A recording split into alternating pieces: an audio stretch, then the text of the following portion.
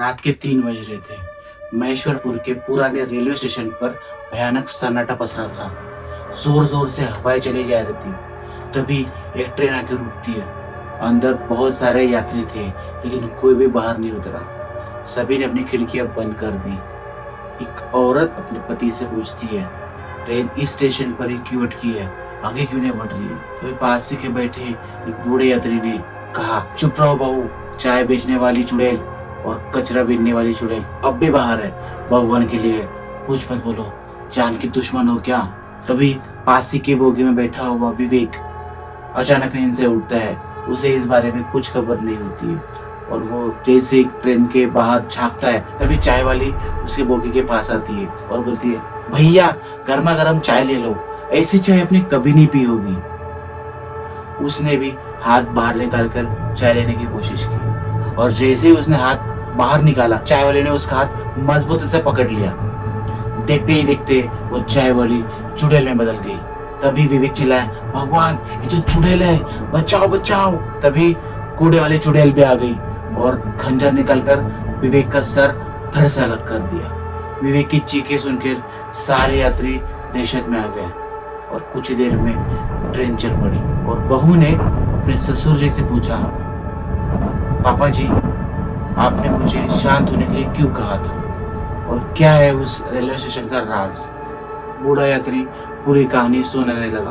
कुछ ही महीनों पहले की बात है। महेश्वरपुर गांव की 2 बहनें काव्या और कृति नौकरी की तलाश में शहर जा रहे थे। ट्रेन स्टेशन पे रुकी तो काव्या बोली, दीदी चाचा ने घर में जगह नहीं दी तो हम क्या करेंगे? कृति बोली, कुछ तो करना पड़ेगा, माँ बाप भी तो नहीं रहे। वो दोनों भूखे पैसे थे, इसलिए खाने की तलाश में वो लोग नीचे उतरे। उन्हें दूर दूर तक कोई दिखा नहीं, इसलिए उन्होंने डिसाइड किया कि तुम राइट साइड में जाओ और मैं लेफ्ट साइड में जाऊँ। काव्या को थोड़ी दूर जाके उसको एक चाय वाला दिखा, उसने चाय लेने का फैसला किया। वहीं पर कृति को एक कूड़ा कचरे वाला मिला। कृति ने कूड़े वाले से पूछा, भाई साहब यहाँ पे पानी मिलेगा? कूड़े वाले ने कहा, उस रूम के अंदर जाओ, वहाँ पे पानी रखा है। कृति जैसे ही अंदर गई, वैसे वो कूड़े वाला अंदर आया और दरवाजा बंद कर दिया। कृति चिल्लाई, भाई साहब ये क्या कर रहे हो, दरवाजा खोलो। तभी कूड़े वाले ने अंदर से एक खंजर निकाला और उसके हाथ पैर काट दिए, उसे मार। उसकी चीखें सुनकर काव्या भी भागते भागते आई। काव्या के पीछे चाय वाला आया और चाय वाले ने काव्या को भी पकड़ लिया और उसी रूम के अंदर लेके जाके उसके भी हाथ पैर काटे और दोनों को भी पूरी तरह मारा। पुलिस को भी हत्या क्यों हुई इस बारे में पता नहीं चला, लेकिन उस दिन से उस स्टेशन पर दोनों बहनों की आत्मा भटकने लगी और वो चुड़ैल में बदल गई। हर ट्रेन से आने वाले यात्री अगर वो रात को 3 बजे उस स्टेशन पर उतरते हैं, उनको पकड़ कर उनके हाथ पैर काट के उनका सिर बोरी में ठूसने लगे। दर्जनों लोग मारे गए। बूढ़ा आगे बताता है, मैं महेश्वरपुर का ही रहने वाला हूँ। इन दोनों बहनों के माँ बाप भजन लाल ने एक तांत्रिक से काला जादू करवाया ताकि उनकी मोटी जमीन हड़प सके। इसलिए मैं यहाँ से भागा। उनकी मुक्ति का कोई रास्ता था। शहर में मामा का घर, वहाँ मामा की पत्नी सावित्री अजी बोली, भजन लाल हमेशा किसी बात से डरता रहता था। मरते समय उसके जेब से एक ताबीज मिला था, शायद इसमें कुछ राज हो। पूरा प्रसिद्ध तांत्रिक बाबा विश्वनाथ के पास पहुंचा। बाबा बोले, भजन लाल ने काला जादू करवाया था, लेकिन जब उसे पता चला कि वो दोनों चुड़ैल बन गई है, डर के मारे हार्ट अटैक से मर गया।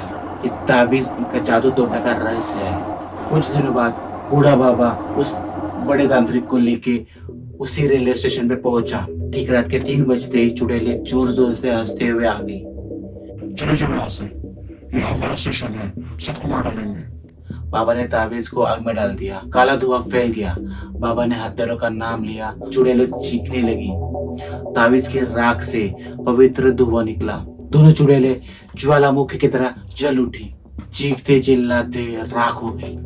स्टेशन फिर शांत हो गया। बूढ़ा बोला, अपना खून सबसे जहरीला साबित होता है। तो कैसी लगी कहानी? ऐसे ही नई नई कहानी के लिए हमें लाइक करिए, शेयर करिए, सब्सक्राइब करिए और याद रखिए हॉरर होस्ट। तो मैं मिलता हूँ आपको अपने अगले एपिसोड में। तब तक के लिए बाय बाय।